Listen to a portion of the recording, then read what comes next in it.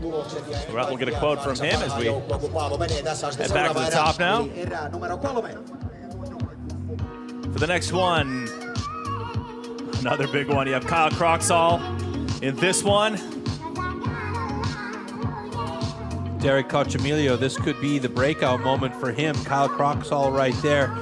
He's a big man, as we've been saying all day long. Great skater, really solid glider.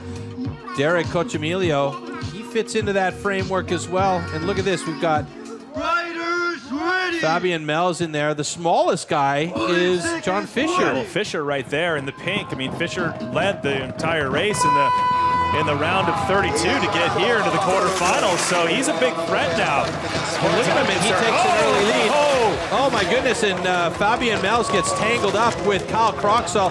Derek Cochimilio once again playing the smart game. This is also a tactic. Watch what happens in front of you and then pay attention and try and stay away from any drama, and Derek Cochimilio has done just that. He is doing a great job with John Fisher.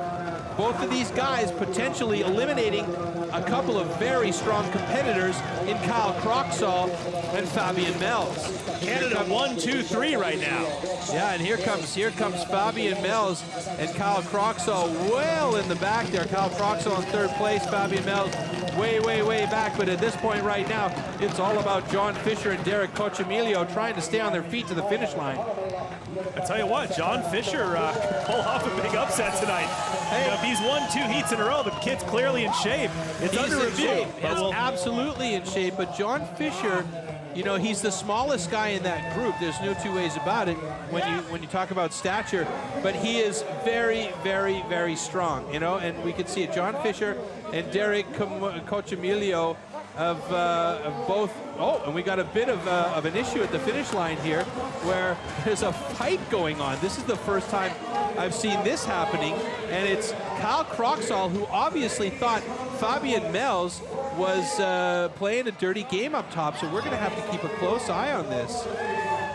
Well, either way, that doesn't go over too well. It's not under review, by the way, so Mel's obviously disturbed about what went on up there, and I'm sure these guys will get a little talking to about the behavior, but yeah, it's a tough night for these guys. I mean, a lot of variables with the conditions out here, and it's tough getting down that long course at 630 meters long and 2,000 feet. We'll see a lot of the scrapping right here. The teeth just grinning and showing by Croxall coming out of the start. Well, let's see what the issue is here, because Derek right here at that corner, we got Kyle Croxall and Fabian Melz. Kyle goes a little wide, looks like he loses some edging, and then he gets tangled up right there with Fabian Melz. Yeah, it looks like Kyle reached in and grabbed Melz on the hip a little bit.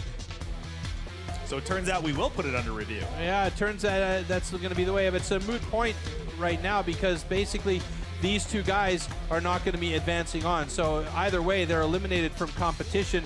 So it's about John Fisher and Derek Cochimilio here, who have done a great job to stay away from the carnage and get across that finish line 1 and 2. Well, so Fisher, I mean, he's got some skills tonight.